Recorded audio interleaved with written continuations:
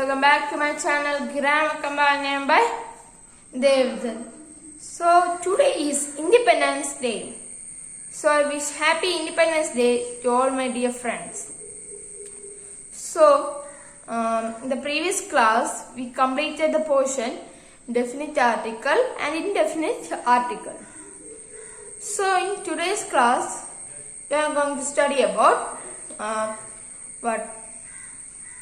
independent clause and dependent clause. So let's go to a class about independent clause and dependent clause. Clause. A clause is a group of words that contains a subject and predicate. A clause may form a part of a sentence, or it may be a complete sentence in itself. So clause are in two types: independent clause and dependent clause.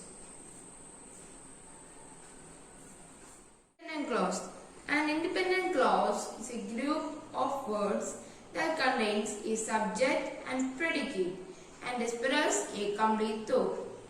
An independent clause is a sentence and it does not need support of another clause. Dependent clause. A dependent clause is a group of words that contains a subject and predicate but does not express a complete thought. A dependent clause depends on another clause. A dependent clause cannot be a sentence. So examples. First, Damien won't be able to play in the game if he has injured his foot. So first, Damien won't be able to play in the game. Up to here, it is independent clause because it contains a subject and predicate and it expresses a complete thought and did not need a support of another clause. So we can confirm that it is independent clause. So in the balance part of the sentence is if he has injured his foot. Up to here it is dependent clause because it contains the subject and predicate but does not express a complete thought. So it cannot be a sentence. So this is dependent clause. So this clause is depending on the independent clause. When I started doing homework, Harshankar started disturbing me.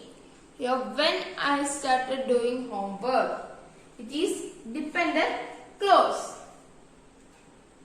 It contains a subject and predicate, but it does not express a complete thought.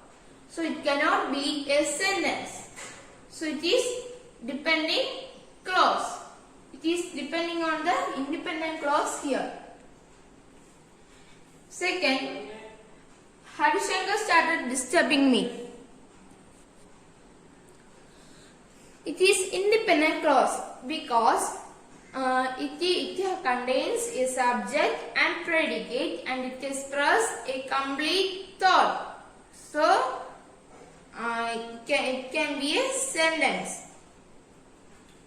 So this sentence is also correct.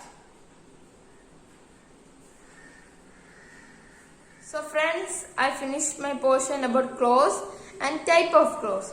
So if you have any doubt about this chapter, you can say to the comment box. I will give the answers. And if you didn't subscribe my channel, please subscribe it and please like my videos and please share your relatives and friends. Thank you. Have a nice day.